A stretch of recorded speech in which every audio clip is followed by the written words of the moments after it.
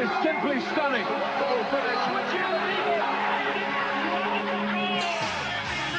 Fantastic goal.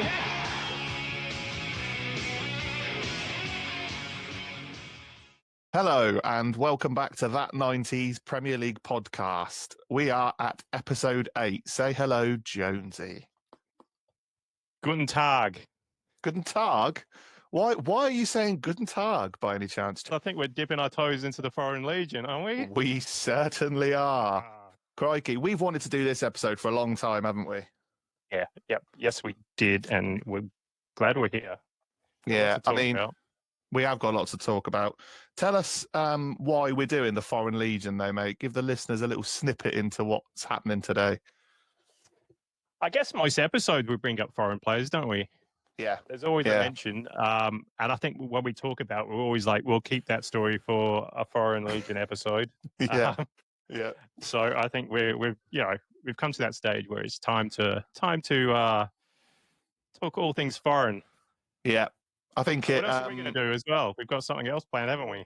Well, we have. We've got our own Foreign 11, haven't we? Yes, we have. We have chosen today, guys, to pick our favourite 11. So we've obviously discussed this in great detail before recording today's show. They shaped the Premier League, didn't they, Jonesy? They kind of made the Premier League what it is today. They brought flair, passion, drive, talent to the Premier League over the 90s. And I think the Premier League is what it is now because of these pioneers. Yeah, absolutely. And I'm going to tell you, it was bloody hard picking this team. I've got 2 pages of centre forwards. Exactly. Yeah. and again, we said off air, didn't we, that this was a tough task today to pick an 11 because although there were so many awesome players, it's so hard to be so position specific, isn't it? Yeah.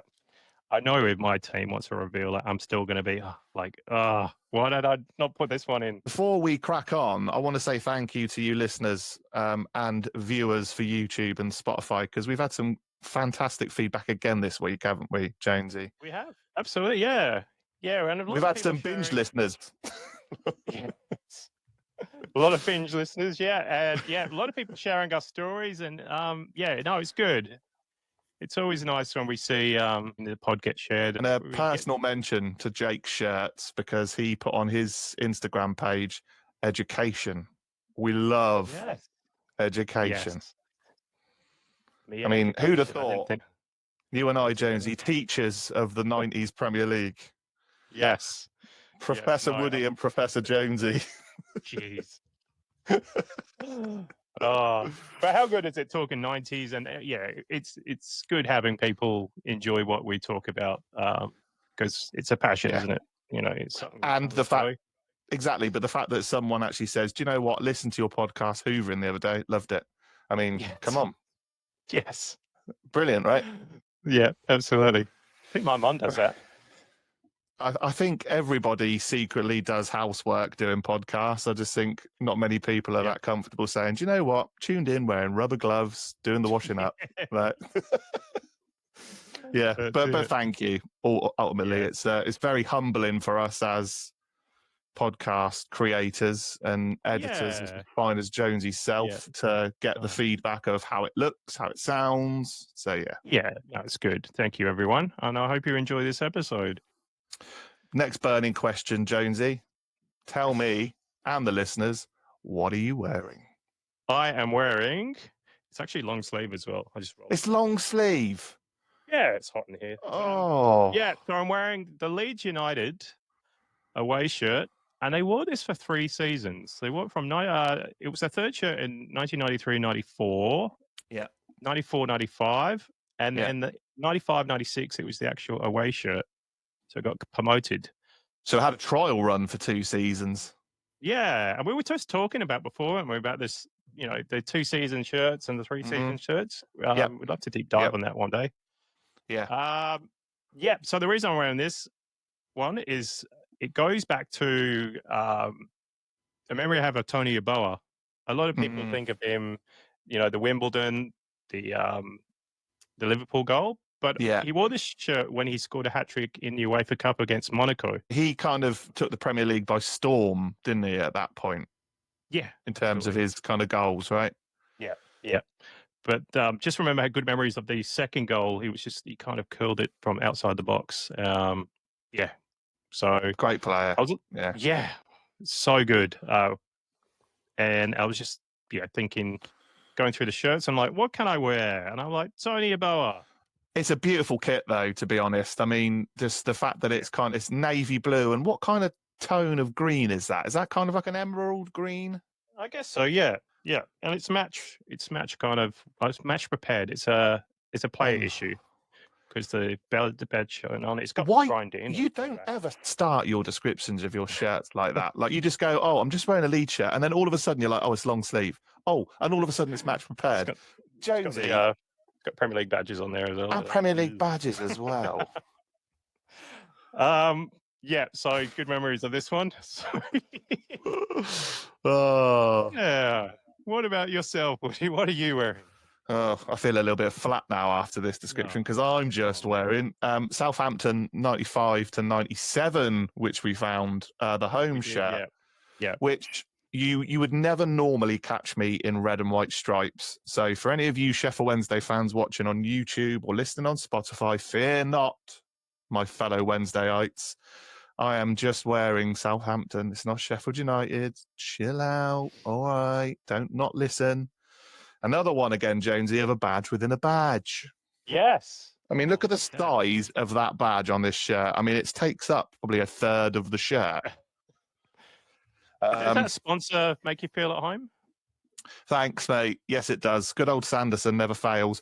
Do you know, as a kid, I was outraged when Southampton picked Sanderson as a sponsor.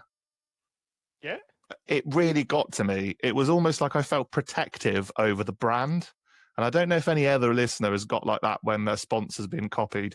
Can you recall any sponsors you've seen duplicated and think that doesn't look right? McEwen's Lager probably has been used a lot, hasn't it? That has been, yeah. So any what? That's a good one, Rangers, yeah. Blackburn, Newcastle.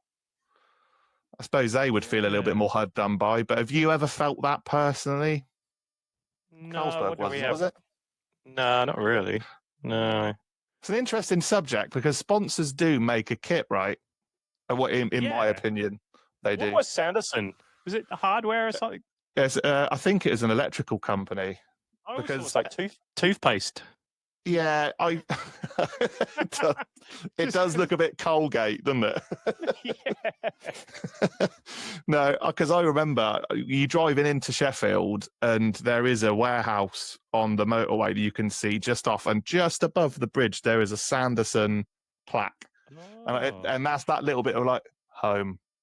You know, when you see Sanderson, that's when you know where it is. But obviously, fitting tribute for this shirt, we're talking about foreign players in the Premier League. I'm wearing this one today for Ali Dia. Yeah. Who had no idea? No. But yeah, that's my tribute to Ali Dia today as part of the Foreign Legion. Question is, Jonesy, does he feature in one of our 11s? We shall find out very shortly. Ooh. What's next, Mystery. my friend? I think we're going to go to Stat of the Week, aren't we?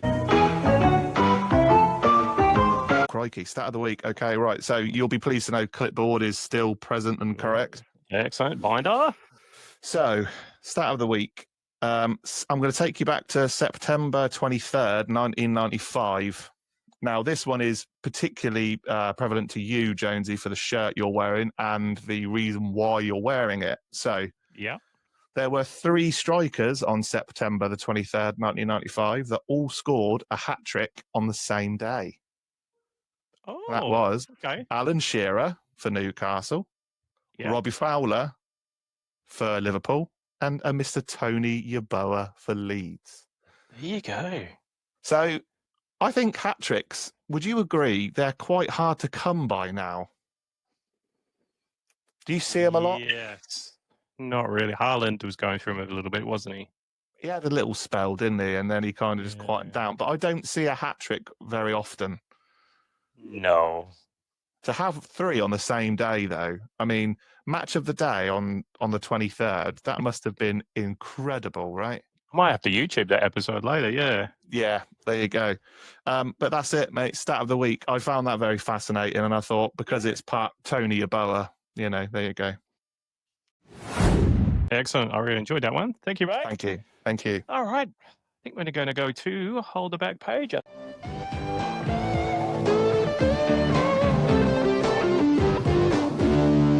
You really should be doing like some sort of like air guitar to this on your edits next time. Just proper Brian May. It's like keeping it kind of keeping it kind of in theme. Not really though. I've kind of gone off the topic, but I'm keeping it on the day. So going back to Monday, the 22nd of April, 1996. We're going to look at the back page. I don't remember if you remember this one. All right. Secret 10 million pay-per-view title shootout. You remember this one, Woody? No, I don't. All right. Well, let's read it for you. So soccer last night feared a £10 million pay-per-view Premier League title playoff. Manchester United and Newcastle fans protested to the Daily Mirror after it was revealed that Sky have the option to charge viewers for the biggest league game in history. Premier League chiefs met to lay down contingency plans for a playoff should the title race in years end in a dead heat. Oh, there you go. You remember that? This was the Keegan Fergie. I would love it if we beat them kind of era, right? Yeah. So Okay. it's gone down to. I've actually got the table up here. Let's go back to CFAX. There we go. Look at that. All right. Beautiful. Isn't it beautiful though, Jonesy? It is. CFAX. That's why I made it. CFAX. Yeah. Lush. So Manchester United played 36 games and they were on 76 points. Newcastle played 35 and on 73 points. But there was the goal difference was 2 goals between them, right? Oh. So what they thought is that if Newcastle win their game in hand 2-0, they'll have the identical record to Manchester United. So Sky and the Premier League, whoa, what can we do? I don't know if you ever saw this one. I'll show it. It's done the rounds. You ever seen the ticket? No, I haven't. Wow. Yeah. So this, I don't know if this is real, but it's been around for ages, right? So a playoff ticket was made, right? They were really serious about this. Yeah. So playoff Manchester United versus Newcastle Thursday, the 16th of May, or Tuesday, 21st of May, in the event of an FA Cup replay. For obviously, if there was a replay, they would have to change it. Wow. £20. So the games would be at Wembley Stadium. And yeah, so Sky were like, I'll take this off. So Sky were like, whoa, pay-per-view, we could do more buys than the Frank Bruno, Mike Tyson fight. I was going to say to you the same thing. This sounds incredibly like boxing or like WWF at the time were pay-per-view, right? The big games, big matches. So they were thinking about where we could make money if both teams finished on the same points. This is, I don't know why, but Labour MP, Kate Hoey, the Premier League have made some pretty stupid decisions in their time, but I can't believe they would be stupid enough to allow this. Why do MPs get involved? Why do they? Who goes and asks them their opinion? It's almost like, it's almost like them asking, like, and beloved TV presenter Pat Sharp believes that Newcastle Manchester United should not be played. Yeah. What's the so point? obviously, it didn't get to that because Newcastle beat Leeds in the game in hand 1-0, and Manchester United won the last games. They beat Forest 5-0, then Middlesbrough 3-0. Newcastle drew the last 2 games. So we did not get to the playoff. But it's pretty cool, though. And if that ticket's real, I've seen a few different photos on that. That's pretty cool. What would... do you know what? That's never happened, right? So what on earth would happen if that did happen? Like they mirrored everything. Would they go alphabetically? Would they have like a toss the coin over teams? Maybe they look at the 2 games the teams have played against each other and go off, that. I don't know. That's crazy. I loved the fact though that was almost like a contingency plan. Yeah. Because of how good the league was that season. It's like, there you go. So wow. I love that, mate. And also just a little, I think we spoke off camera about it. There was a little article on that page as well. Alex Ferguson has made a sensational bid to buy back Keith Gillespie. Baby, come back. Yeah. Wow. Yeah. Do you know what though? He was well, you know the famous story of that, don't you? It was the fact that Andy Cole went one way, Gillespie went the other way, plus Yeah. cash, wasn't it? So, Yeah. but Keith Gillespie for Newcastle, he hit the ground running, didn't he? Yeah. I think both. I think Cole going to United and Gillespie going to Newcastle was probably the most successful swap. Coming from that, yeah, I reckon so. You reckon? Yeah, because Gillespie, he was featured in a few Champions League games and a few League Cup games. I think he didn't really get. I mean, who have you got? Yeah, Kanchelskis and Giggs, I think. Gigs. Yeah. No room at the inn for you, Keith, was there really? Beckham was coming through as well. Was that the season, though, that Kanchelskis goes to Everton then? Is that what he was kind of thinking? It was after that, wasn't it? Because Poborski come in, didn't he? After the next season, yeah. I don't know. Well, there you go. That would have been interesting. Cool. Yeah, so I was going on this day, and I thought that was an interesting one, Premier League playoff. There you go. Lovely. Right. Thank you very much. Cool. No worries. Cool. I think we're going to go on to the Foreign Legion. Foreign Legion. Right. Yeah. The format of how this is going to go, guys. So myself and Jonesy have picked our ultimate 11. We're obviously going to do it position by position. So Jonesy will go with his goalkeeper. I'll go with mine, blah, blah, blah, blah. We will also do a little bit of background into some of these players, the reasons why we chose them. And I'm sure you'll all agree that when we say some of these players, you will agree with us too. Am I right, Jonesy? Yes. It'd be interesting to see as well what the listeners have as a Foreign Legion 11. So, what's the name of your team, Jonesy?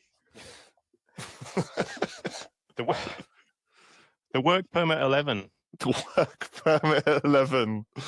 Because I playing Championship Manager back in there. It was a pain in the ass. Trying to fit, players in, work permits, So, the Work Permit 11. So it wasn't from actual real players with work permits being denied, because that did happen in some cases where they couldn't continue. Yeah. But it was for you sat at home on Championship Manager thinking you couldn't sign that player and having the work permit denied. Right. It's a pain in the ass in the Champions League where you had to leave players out, and you remember Schmeichel getting left out and things like that. Yeah. That was tough back in the day, wasn't it? It was ruthless. I mean, I don't think they were quite robust, weren't they, though? The kind of the powers that be, football, FIFA and Premier League, they were very stern, whereas now it's literally like, yeah, go on. It looks good for the game, doesn't it? So he can play. Super League? Super League, exactly. Yeah. Cool. What did we decide the name of my team was in the end? Because I originally started with Woody's Wanderers, didn't I? But it wasn't very, Foreign Legion specific. So we decided. I think we just thought, we're going to name our team, aren't we? That's it. Yeah. So are we going to go with what did we say? Woody's Frequent Flyers, is it? That's it. Woody's Frequent Flyers. Woody's Frequent Flyers. Because actually, Jonesy, you are right. A lot of these players did play that I've picked that played in numerous countries. So Frequent Flyers, I will take. Thank you. Wingers as well. Have you got? High flying. Yeah. Again, I have. Do you know what? I think I've picked the best out of the bunch here. But I look at some players that I've not picked, because I've also done a little mini subs bench kind of reserve. And I'm kind of thinking, how on earth is that player not in my team? Yeah. So I'm starting to feel a little bit nauseous with my decision making. Right. I didn't think how it would be this difficult, but it stressed me out. It is stressful. And do you know what? And cross him out, add him in, cross him out. Let's make a plea to our listeners. If you guys are listening and you want to pick your best 11 and send us your best 11 via DM or message, whatever, send it in. We will share it on the page, because we want your opinion on this as well, because this podcast is for everyone obsessed with the 90s. So let's get cracking, Jonesy. Yeah, cool. So we're going to go for goalkeepers. Mm-hmm. I think this was a no-brainer, really, wasn't it? Should we say at the same time? After three. One, two, three. Kareem. Peter Schmeichel. You got me there. I was like, Yeah, I have gone with Peter Schmeichel. I was joking. oh, do that to me. Yeah, we've chosen Peter Schmeichel, haven't we, mate? Yeah. He was. Sorry. He was. Yeah. I mean, No I was going brainer. through- Nah. As I said, I was going through a list of them of the foreign. Like you've got. Ludo McCluskey, Mark Bosnich. Yeah. Remember Bernard Lamar at West Ham from Paris Saint-Germain? Bernard Lamar, yeah. Didn't last long, did he? The first goalkeeper with a ponytail? Because he had a little bit of a ponytail, didn't he? He had like a little man bun Yeah. at the back, didn't he? Yeah. And then, obviously, Pavel Chernyshek, just on Yeah. Shaka Yeah. Hislop. Yeah. Boom. Mark Poom. God. There was that, though. Remember Ike Emmel for Man City as well? Like, Yeah. yeah. Yeah. Craig Forrest, I've got on the list. I was going to say you're going to have to give him a mention. I think you missed Yeah. out, didn't you? And someone was Yeah. happy Yeah. a few episodes ago. Yeah. A certain Scott Fletcher pulled me aside and was not happy with the Ipswich mention and the fact that Craig Forrest was a colander during that season. Yeah. But yeah, Craig Forrest was in fact Canadian, which I didn't know.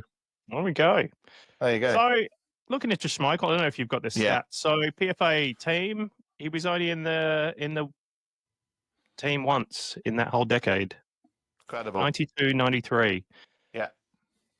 Which is crazy Incredible. because in 95, 96 season, he was the Premier League Player of the Season, but he did not make the team. I find the Writers Association kind of awards really random in terms of who they chose and the teams of the year. I just think it was almost like they didn't watch the season. Yeah. And it was like a last minute panic. Yeah, it makes no sense. But he was you think, Colossus, though, wasn't he? Yeah. Definitely my favourite keeper of the 90s. Having spoken to Al a couple of weeks ago about the GK Union, and he was saying about the stature of him and his kind of trademark kind of just like he was the way he came out and blocked, and he had a style to him, didn't he? Yeah.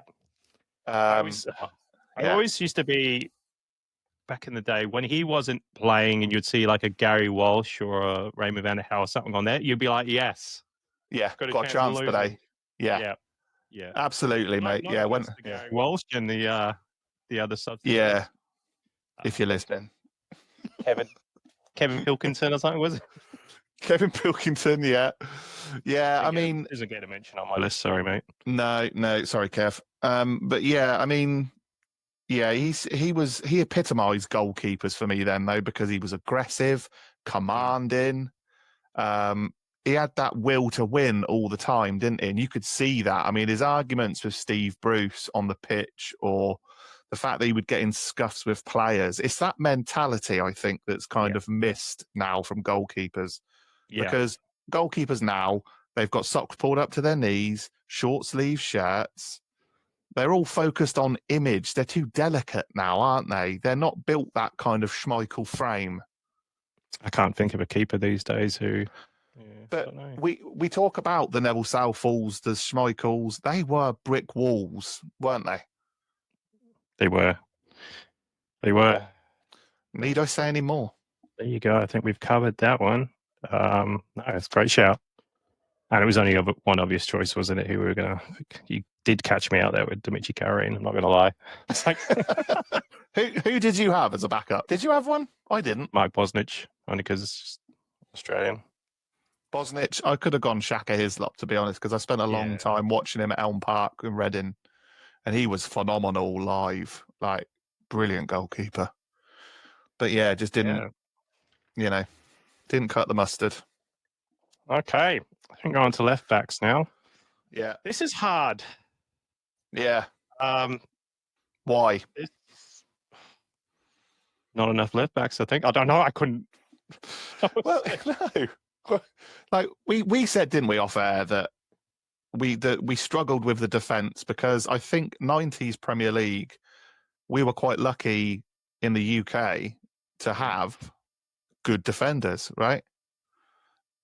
Neville's, Dixon, Winterburn, You know, all of those Tony Adams, great players, but they were all British. So I suppose defence was quite hard to choose Yeah. for us. I reckon so. Who have you gone with? Sticking Beyonnaby. Have you? Yeah. Interesting. Why have you gone with Bjornaby? I just thought he was ever reliable. Yeah. Yeah, I liked him. Yeah, Okay. he was- Fair enough. Who have you gone with? Dennis Irwin.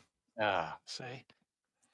Now, the reason why I chose Dennis Irwin because his career stats were phenomenal. From 1992 to like 2000 and I think it was 2002, 2001. Now, like for Man United, that is incredible. You never saw him on the papers. You never saw him on the TV doing interviews. He was such a dedicated, no nonsense, like workhorse for Man United. Yeah. I just thought he was an incredible ambassador for Irish football, for Manchester United. And he was always that kind of guaranteed player. Like a lot of players looked up to him, but he was such a workhorse, always charging up and down the left-hand side for Man United. Great overlapper as well. Great shout. The reason I couldn't put him in because I didn't want to start with 2 Man United players. Yeah, exactly. Yeah, I was the same. I think I needed to put a Liverpool player in there. Great shout. Yeah, he was on my backup. Who's next? All right, I think we're going right backs. Mhm. We've probably got the same, to be honest, because it's... I don't think so. No? Okay. Who have you gone with? Dan Petrescu. No, see, I was going to go with Dan Petrescu. Great minds think alike and great minds write a podcast, Jonesy. Yeah, Dan Petrescu was close. I went with Roland Nilsson, Sheffield Wednesday. Oh, yeah, A little bit biased. Well. Yeah. Why have you gone Dan Petrescu, mate? Just thinking about right backs, he was the first one that just came to mind.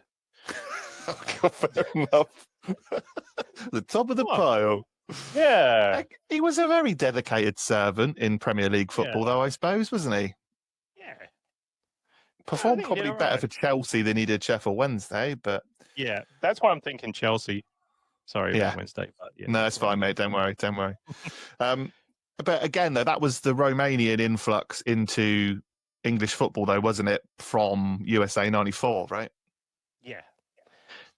I think we'll get onto that. I've got a few things about. Have you? Okay. Later, just about that, how the it seemed to be after a World Cup. Obviously, teams used that as free scouting, didn't they? You know, everyone, exactly. Because after Euro '96 as well, it seemed to be after every tournament an influx of, players we've seen on the TV suddenly being linked on Club Call to your club. Yeah. That's slowed down a little bit now, though, hasn't it? Because I remember, like, France 98, World Cup 2002, it was always like the promoted teams to the Premier League just literally watched the World Cup on ITV and just, like, got a clipboard out and just, phone players. Roland Nilsson, for me, I wouldn't say he's underrated from a Sheffield Wednesday fan perspective. He was highly regarded. Again, another, like, just energy and is just positioning for Sheffield Wednesday. He was just a very understated Premier League right back, I think. Yeah. Represented Sweden in numerous tournaments, 92, 94. Incredible player. And one of those players that when you look back now and actually look at the fact that he was in Sheffield Wednesday's squad when we were in Division 1, you think, how on earth did we have Roland Nilsson? Far out. So, great servant to the club. Excellent. And Coventry, I will mention, because he was player manager when they got relegated in 2001, I think. Jeez, but slipped my mind. Yeah. Wow. Right. Excellent. I think we're going to go to... are we going to centre backs or are we going... Yeah. No, let's do centre backs. Yeah. The brick walls. Cool. Yeah. Who have you got, mate? Marcel Desailly.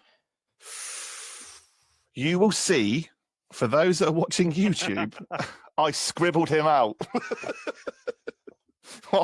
Go on. Why do you think Marcel Desailly? Mate, he was nicknamed The Rock. Yeah. But with the squeakiest voice.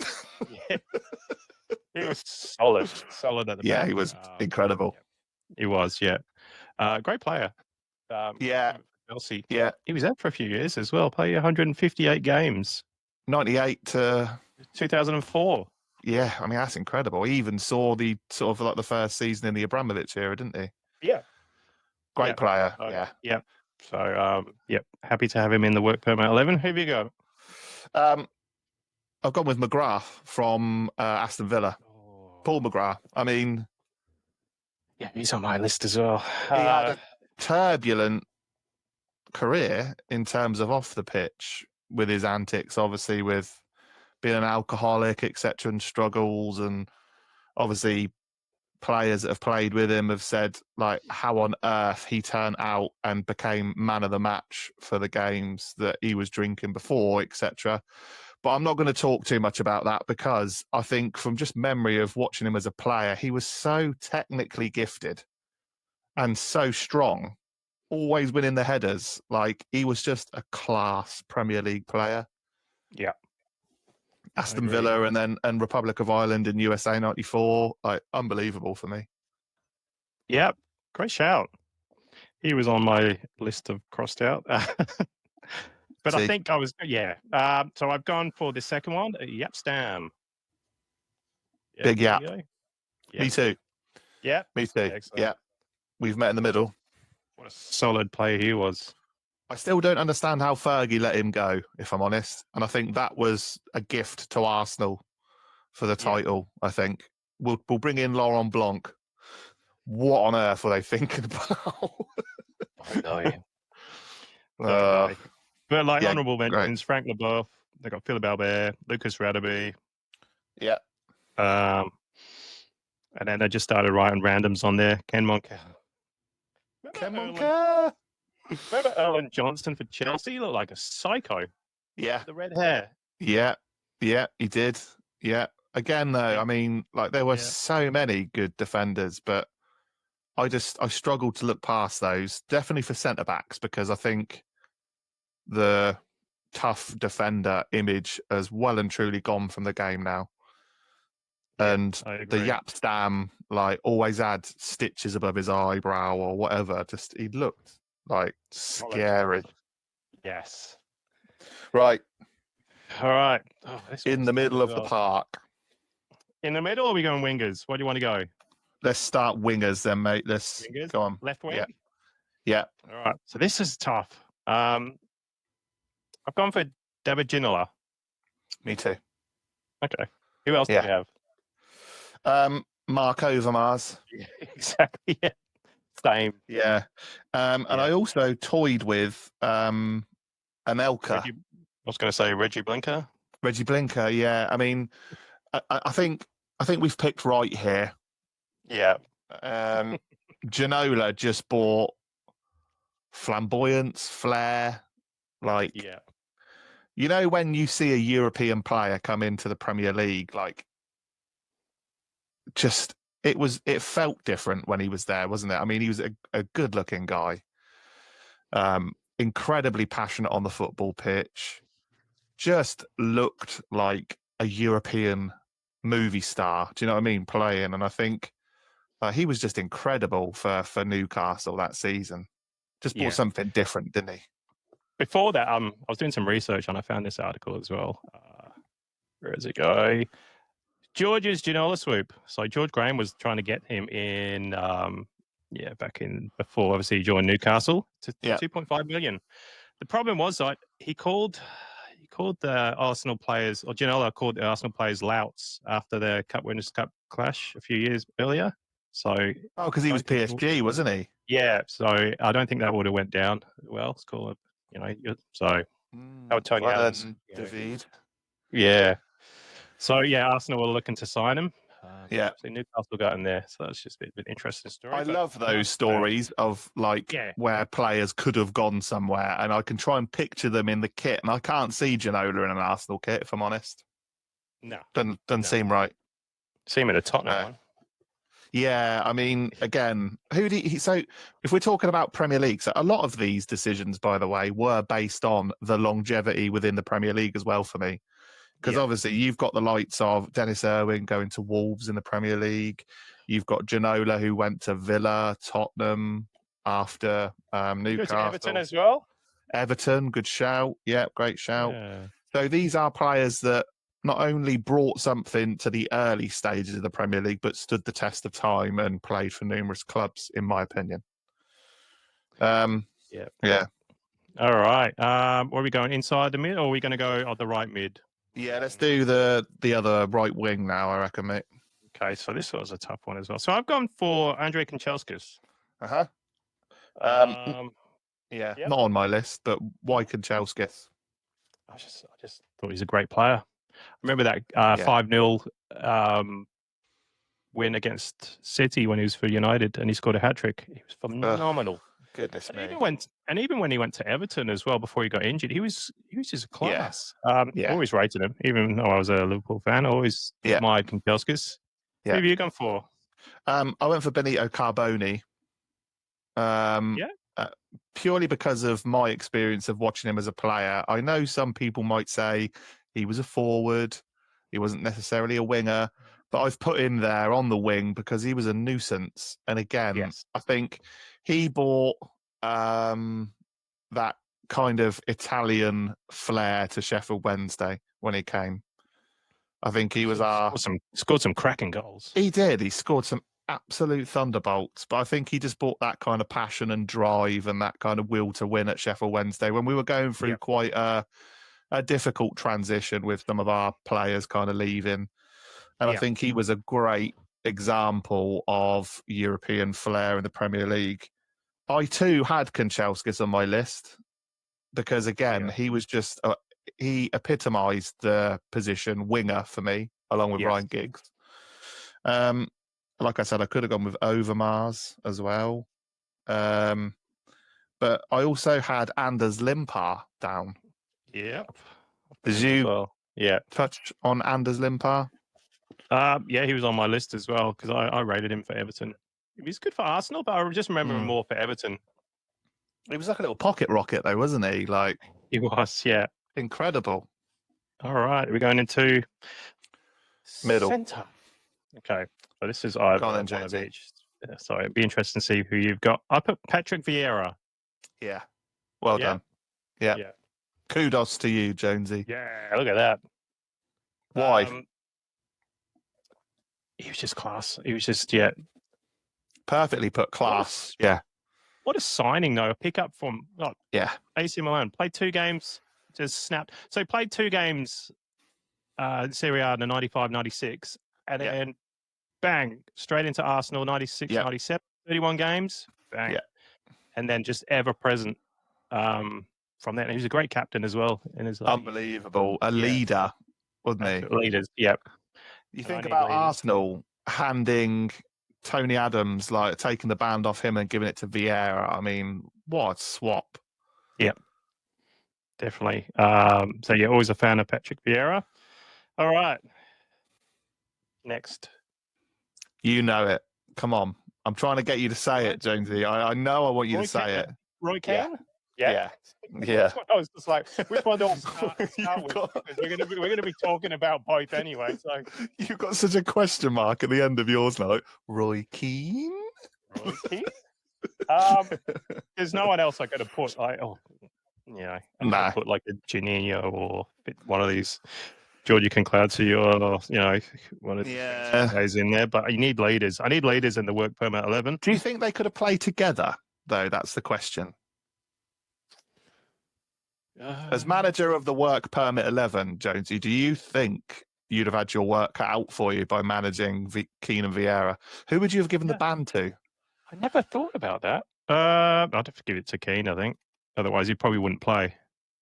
Yeah, see. Yeah. The shits and this. Used to play. Yeah. But other ones I've got, he's come to the end of his career. Didier Deschamps, because he came...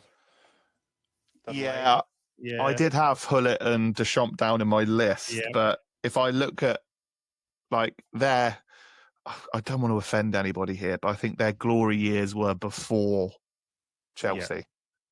I've also got Roberto Di Matteo, Patrick Berger, Emmanuel Petit. He was close as well. Petit was on my list.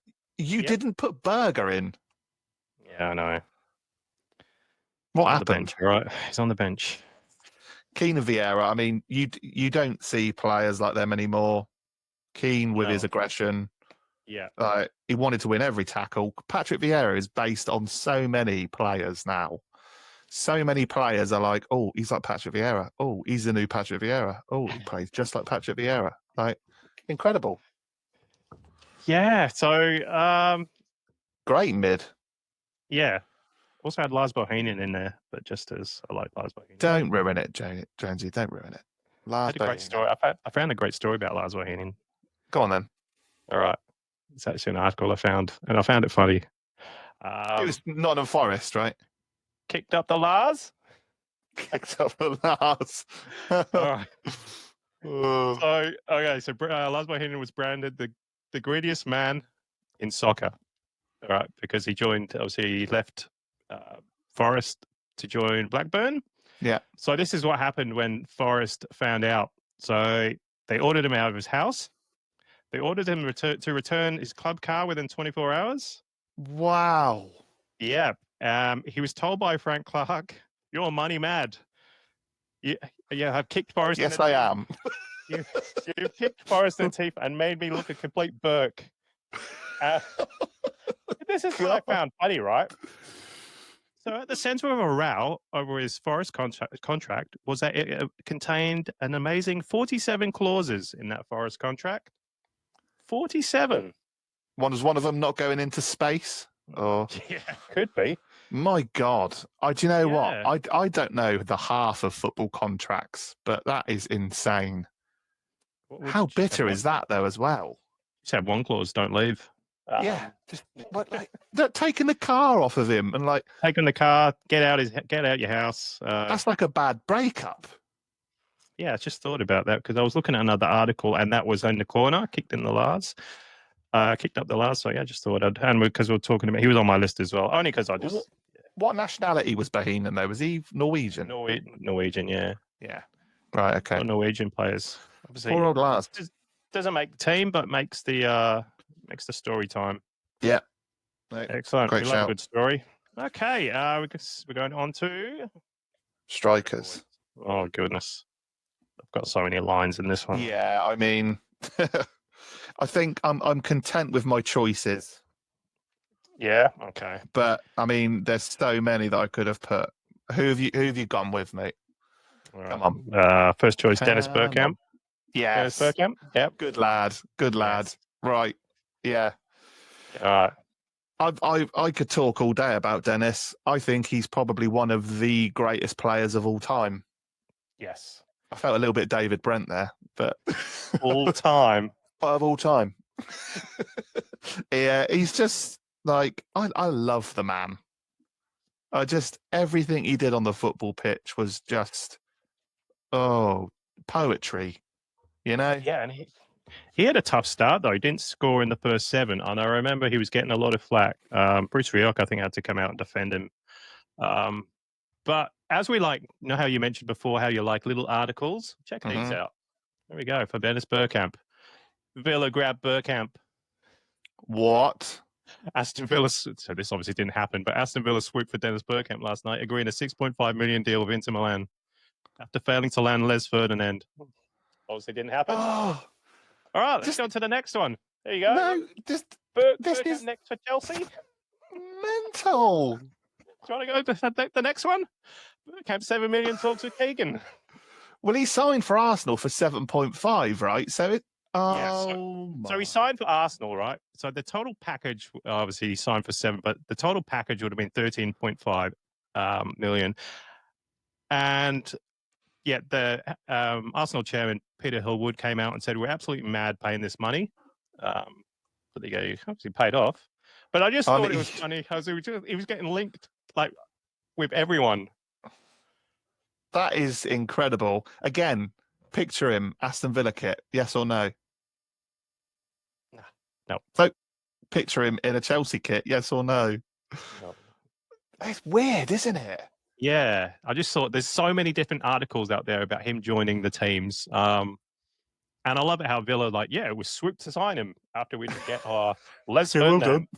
Yeah, he obviously went to Newcastle. Wow. And So he's- Newcastle as well. yeah, so it's a Mental.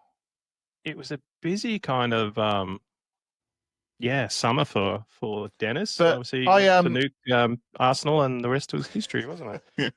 I was watching a retro match of the day the other day because I like to from time to time. Oh, of And course. they had an advert at the end of it, and it was like, "Oh, we've got a special match of the day for you this week. Inter Milan are travelling to Carrow Road for the UEFA Cup." And I thought, I remember that game Yeah, because obviously they just knocked out Bayern Munich, Norwich, and obviously they Yeah. showed clips of like the players that were coming to Carrow Road, and they showed a scissor kick from Dennis Bergkamp at the San Siro for Inter Milan, and I thought, oh my word. world class. Unbelievable, right? I mean, I Yeah. still get goosebumps with the France 98 goal against Argentina for Holland.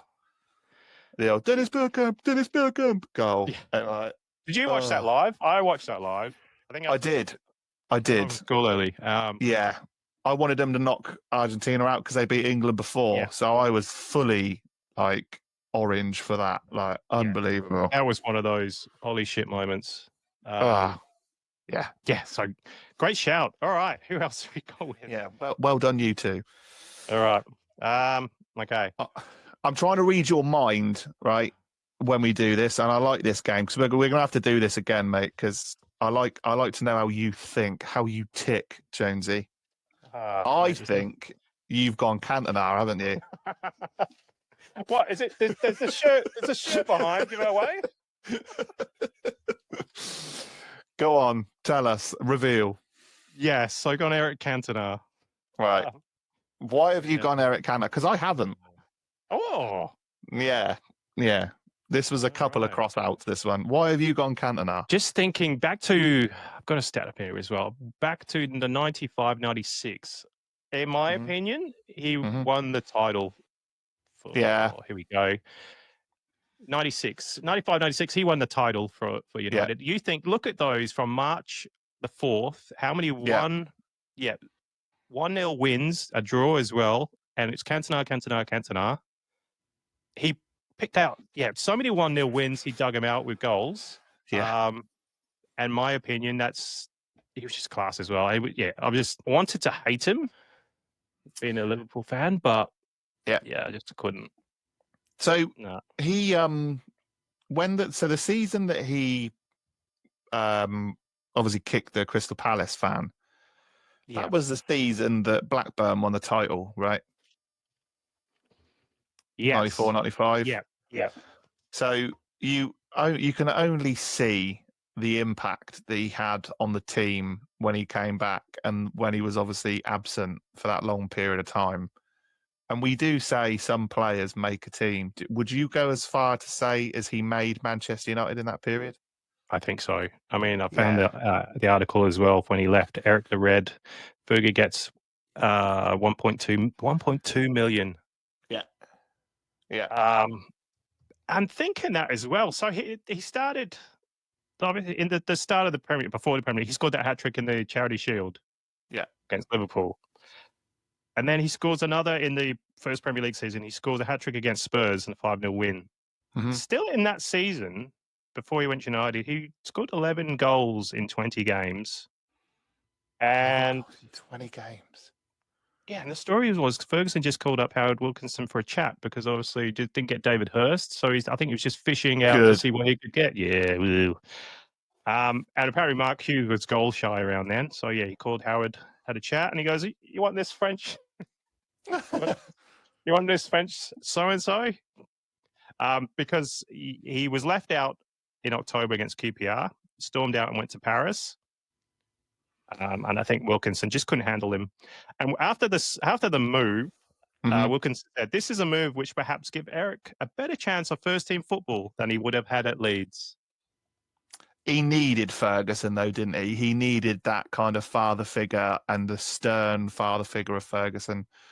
Yeah, I like Howard the Wilkinson. I like the kind of the quote from a Leeds fan as well. There's going to be riots over this. He was the one everyone paid the money to see. Wow. Eat that, Strachan. Leeds' strikers at the time, they had Lee Chapman, Rod Wallace, Steve Hodge, and Carl Schott. Did they have Brian Dean? Or was that before? No, before That was before. He was Right, at okay. Sheffield United. So Wilkinson just he couldn't get him in the team. So sorry, son. You're not playing against Yeah. QPR. So Well, there you go. yeah. And another one that it was. Could you imagine United without Cantona? It doesn't seem he was just the man. I mean, every kid in the playground had their collar up, didn't they? Come on. They did. They mastered the art of the collar up. Everybody was doing the Cantona. Yeah. He just brought arrogance, didn't he, to the Premier League? And I don't say that in a bad way. I think some players need to be arrogant in order to be good. And I think Cantona... A maverick? Yeah, I think he certainly was. He was a lovable rogue. I think people enjoyed to dislike him, and I think that made him play better. And I think that's where a good Premier League player kind of exists in folklore, is that they obviously have a bit of a troubled kind of few episodes, but the footballing talent from the man was insane at times, wasn't it? Oh, absolutely. All right. Who have you gone for? Not good enough for me, Jonesy. Thank you. Come on. Yeah. Who you gone? I've gone Martin for Pringle. How Pringle. did you know? No. I knew it. I went with Jurgen Klinsmann. Oh. Yes. Was he close for you? He's crossed out. Yes. Crossed out. Okay. Yes. Before I go with Jurgen Klinsmann, I'm just going to go with a few more that you could probably just join me in kind of confirming. Probably out my crossed out list as well. Yeah, go on. Okay, so Gianfranco Zola. Yep, he's on the crossed out list. Gianluca Vialli. Yep, he's on my short list as well. Are we classing Janino as a striker, or are we classing him as a midfielder? Midfielder? More than striker? Midfielder, yeah. Yeah, attacking. Yeah, so yeah. The same for Di Canio. Yep. I'd Ravanelli on my list. Did you have Ravanelli? Now, Di Canio, again, was he a striker? Was he a winger? Was he a midfielder? It's all this attacking kind of flair, so they could have played. Yeah. And do you know what? It's our 11. Let us choose. So we could have had any of those players, but for me, Klinsmann, again, going to Tottenham, the impact that he had on the Premier League. And I'm, do you know what? I am being unselfishly kind of like, whenever I look at this, I don't just look at the impact he had on the club. I'm looking at the impact he had on the era of football in the 90s in the Premier League. He was there for like one season. I mean, he came back later, but the impact though, like the dive-in celebration, the fans loved him. It was almost like he was a pantomime villain.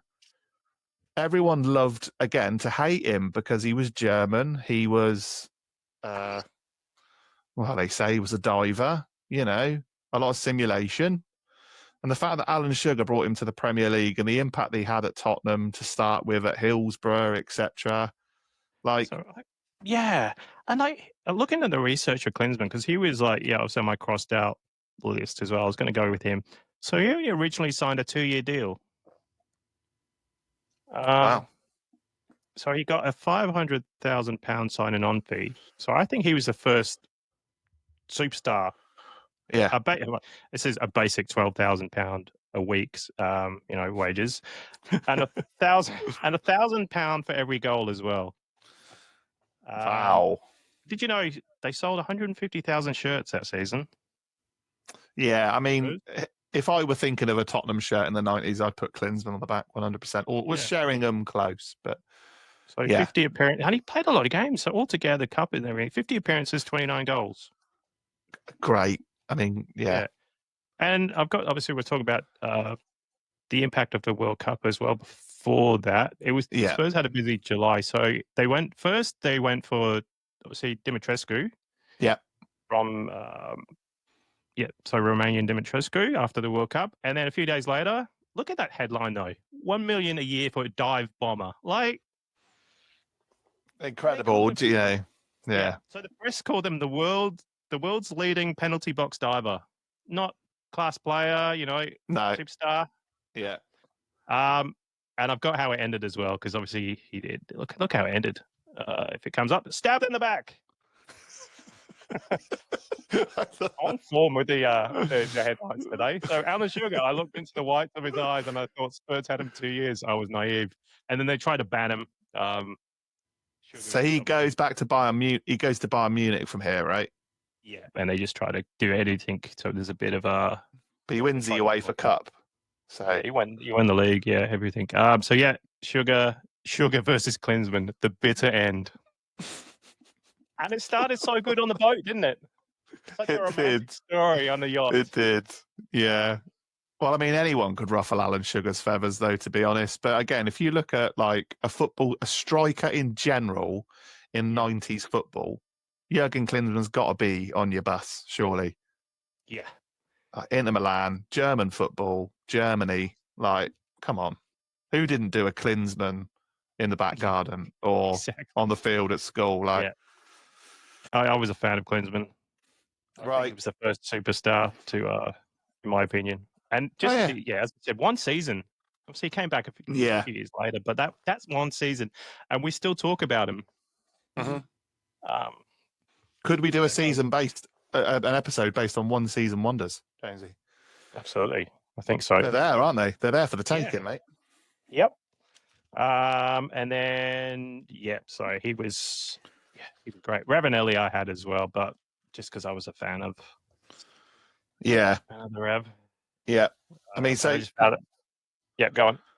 I was going to say Ravanelli, though, like another player to just come onto the scene like with a bang.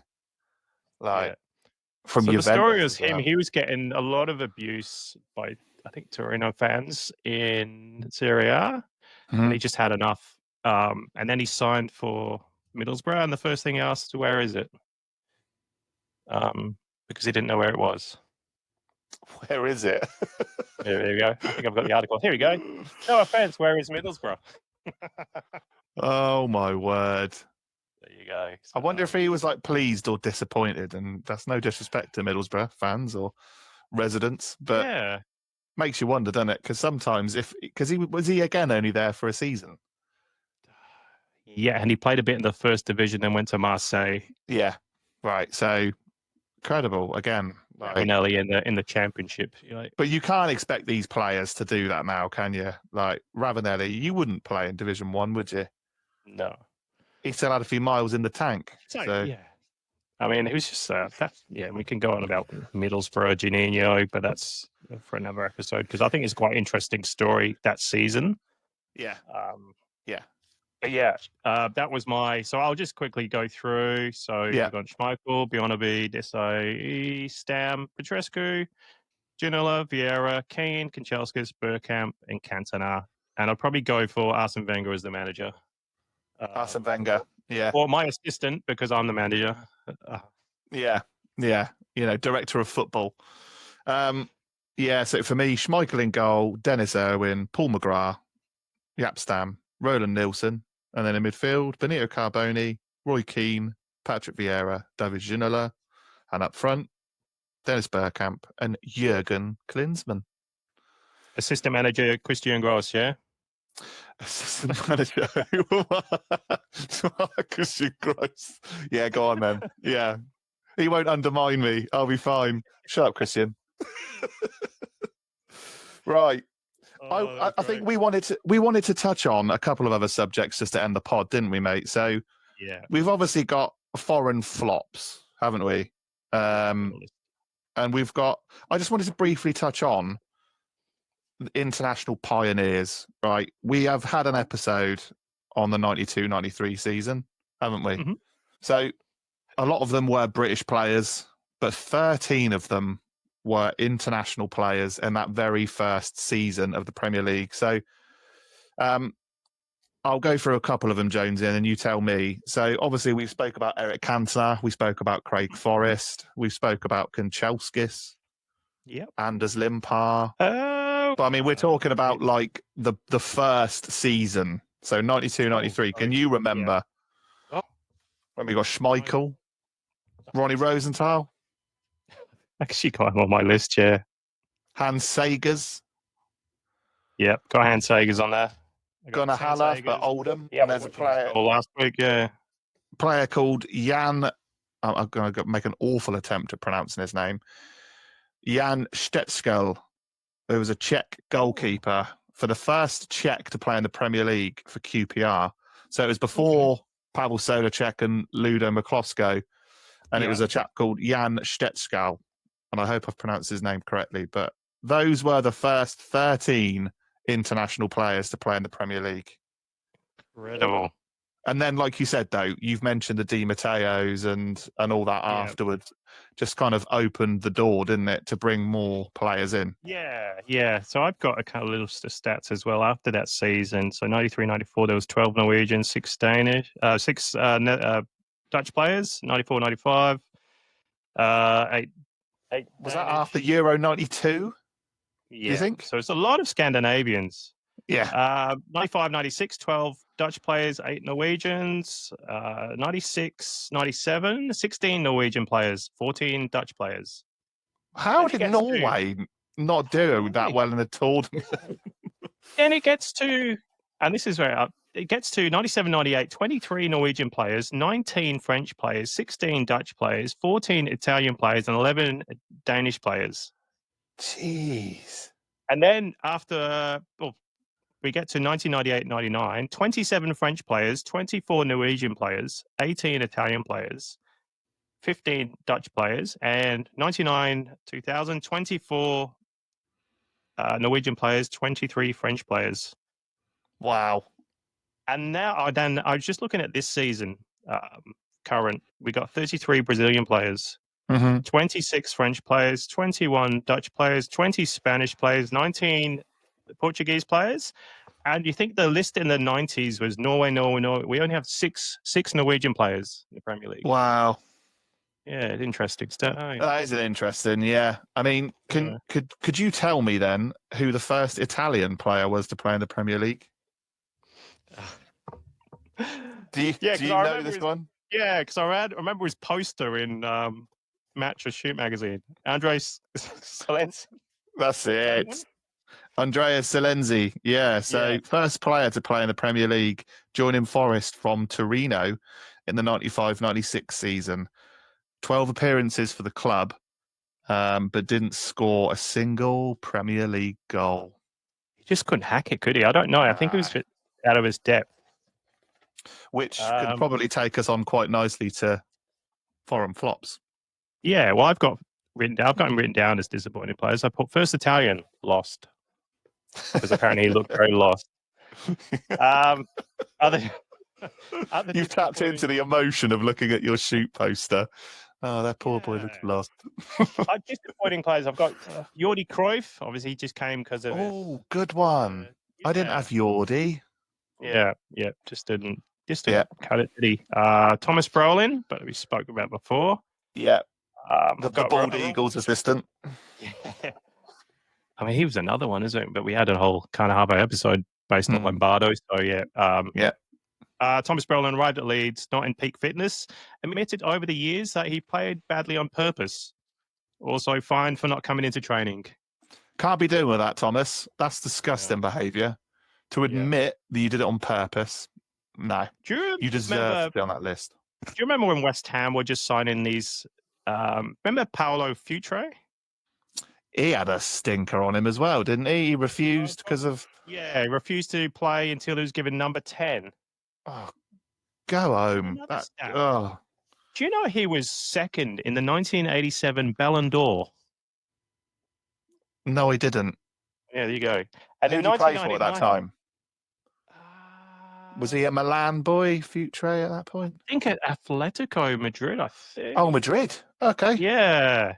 1999, they included him in the World Soccer 100 greatest players of all time. He was 98th. Nah. Only played 9 games for West Ham, yeah. No, I haven't. Marco Boogers, I've got on the list. I've got him as well. Now we're talking about West Ham, yeah. Was it Madman in the Caravan? Yeah. Yeah. What have you got about him? Well, I've not got much on him, to be honest. I knew he was Dutch. I knew he had a haircut like Chip Hazard from Small Soldiers. I've got second appearance, violent high knee challenge on Gary Neville, but Marco blamed the wet grass. All right. West suggested Boogers was hired to injure a Man United player on purpose. What? And then silently went off to its caravan to plot his next victim. Another one. Do you remember Florian Redicero? Oh, yeah. Who did he play? Romania. Who did he play for? West Ham. So they got him in 1990. In 1996, they got him on loan from Espanyol because he scored Romania's only goal in Euro 96. So are we saying here that West Ham have like really gambled here because they're buying lots of players that flop? There's another one after this one. Don't worry about that. Okay. So he scored against Manchester United in a 2-2 draw after being criticised by Redknapp for going shopping with his wife at Harvey Nicholas on the previous match day. Right. Remember Danny, the Portuguese? Oh, yes. Yeah. 1996. Yeah. So it must be a sport. He got a lot of players in Sporting Lisbon. So he was on loan from Sporting Lisbon. He was fired by Harry Redknapp when he missed training after being spotted in a nightclub. God, as if that didn't happen in the 90s, for crying out loud. So there was a lot of...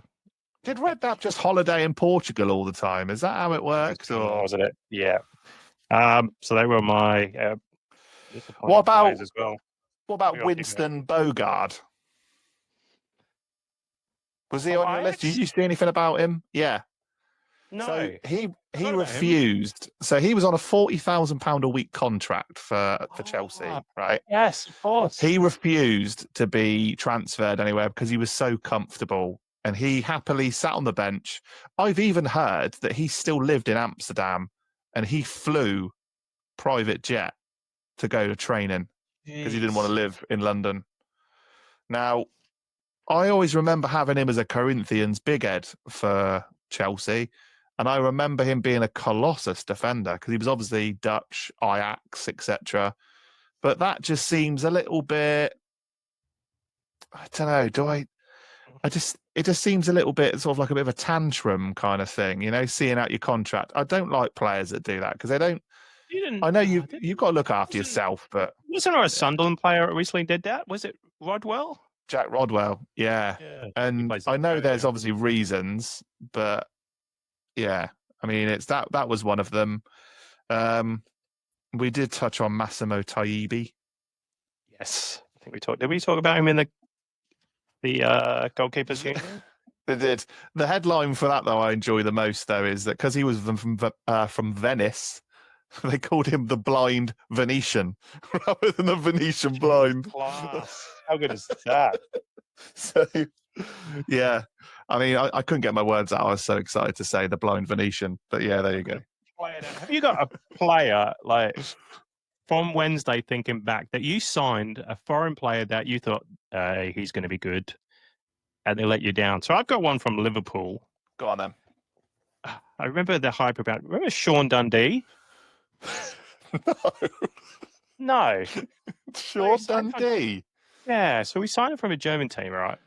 And he had his own football game. So we signed him in '98. He had his own football game in Germany, Sean Dundee's World Cup football. And every time you say Dundee in your accent, I'm already thinking of Crocodile Dundee straight away. Like Mick Dundee, like all the time. I have never heard of Sean Dundee. Are you sure he exists? Have you created a player here? So Jared Houllier and Roy Evans needed an extra striker to cover for Robbie Fowler.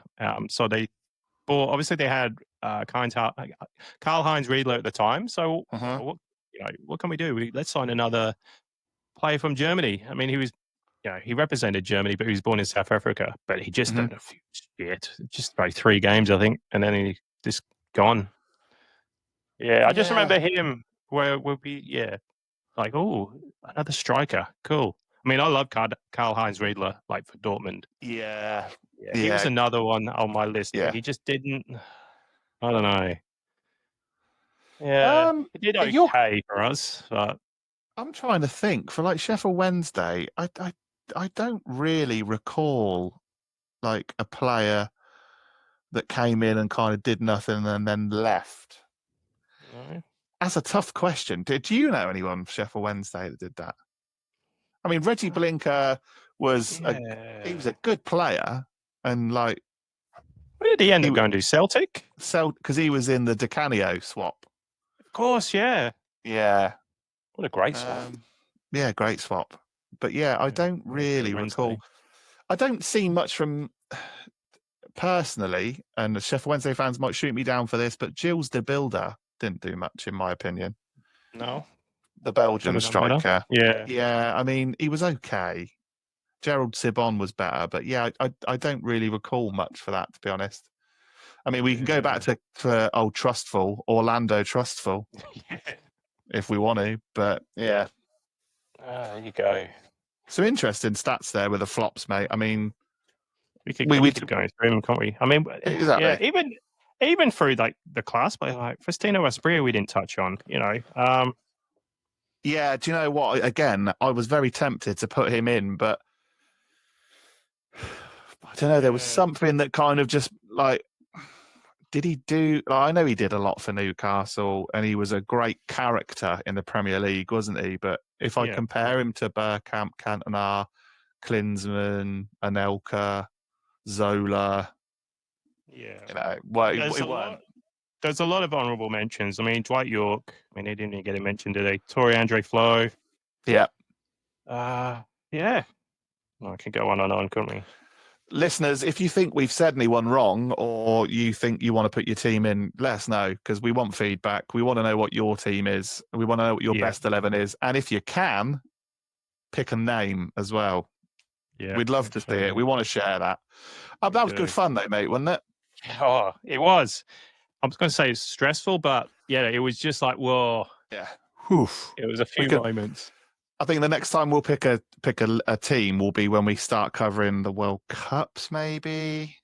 Absolutely. Mid-season. Yeah. We'll do that. Yes. Right. So, yeah, listeners, let us know.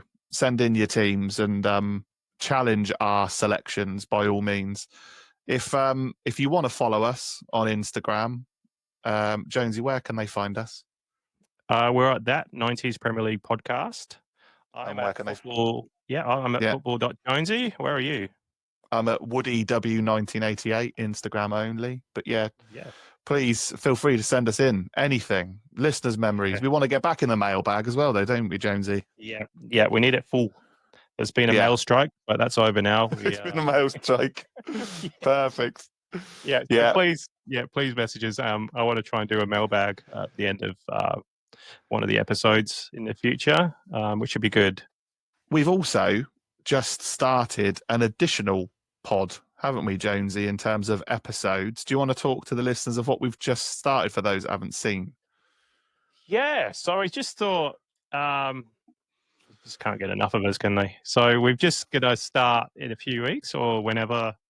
Yeah, we're just going to drop it on you. Time added on. Which I think is a great idea, where we just talk about just our clubs and obviously your club as well, because we'd love to get people on. Yeah. So the format was. Would you want to say the format? Yeah. So the episode. Yep. So from your club in the 90s, and we're not going to be Premier League specific. So for some of you that have mentioned saying we weren't in the Prem in the 90s, it's fine. We want to talk about 90s football with this one. Your memories of favourite players, favourite goals, favourite moments. What was it? Your best five-a-side team of the 90s. Bringing back the evening standard fives. The evening standard five. Yeah. So we want your favourite five, your five-a-side team as well. And your favourite kit that your team are going to wear, right? Yeah, definitely. We love kit talk. So this is we're just throwing it out there. Extra episode. We've got so much to talk about, and we just would love to get more people on, don't we? So we just thought, let's create something else just as extra. Yeah. To just get as many people on as we can. And talk football. Love it. Yeah, so let us know, guys. But thank you for that episode, Jonesy. Love the clips and the edits as also. Yeah, I had fun with that one. But yeah, look forward to speaking to you next week, mate. And thank you ever so much for watching on YouTube, and thank you ever so much for listening. Thanks, guys. Thank you. Auf Wiedersehen.